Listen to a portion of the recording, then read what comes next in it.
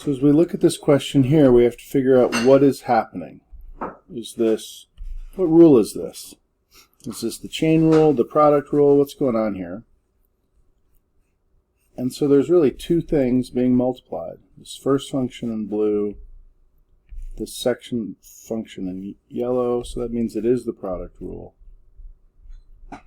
And we'll need to use that rule, P prime Q plus Q prime P, if we think about this first function as P, and the second one as Q. So P is equal to the fourth root of 16x. But we should always look to make sure we can't simplify first.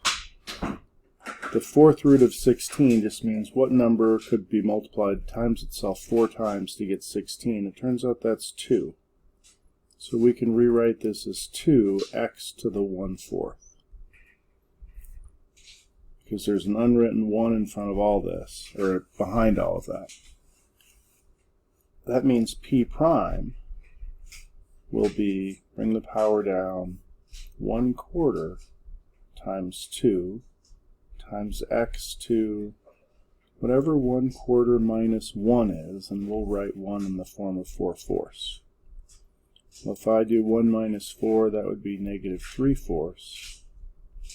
And so our P prime, when I think about simplifying 1/4 of 2, that's really a half. X to the negative 3/4. Now we look at Q. Q is our cosine of x. Q prime is negative sine of x from our formula sheet. Now I can put it all together. 1/2 x to the negative 3/4 times Q cosine of x plus Q prime is negative sine of x.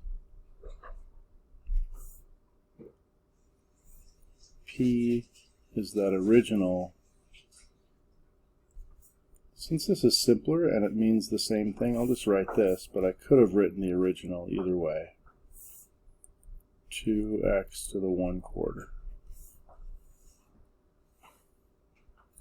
If you want, we could probably make plus and minus into just minus. There's our answer. Here's a second question in that same grouping. What's the rule? What's really happening here? Well, this isn't a product, it's not the chain rule, it's not anything special. It's just a function that we can apply the power rule, bring the 2 down. 2x is our derivative, since we've been asked to find the derivative. But this next part is a product, negative 5x squared and sine of x. So for this portion, we'll need P prime Q plus Q prime P. So if P, we're going to keep the negative with it. If P is negative 5x squared, then P prime will be negative 10x. And if Q is sine of x,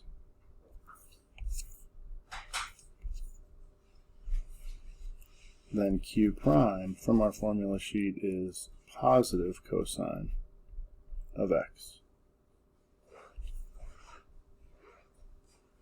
Negative 10x is P prime, Q is sine of x, plus Q prime this time is positive cosine, and P is the original negative 5x squared. We have to use parentheses because of this negative sign here. If we don't, then we're saying cosine of x minus 5x squared, and that's not what we mean. These two terms have to be multiplied, so we're going to use our parentheses for that. We could put parentheses in here if we want, just to be safe, but we don't really have to until we get to this negative term.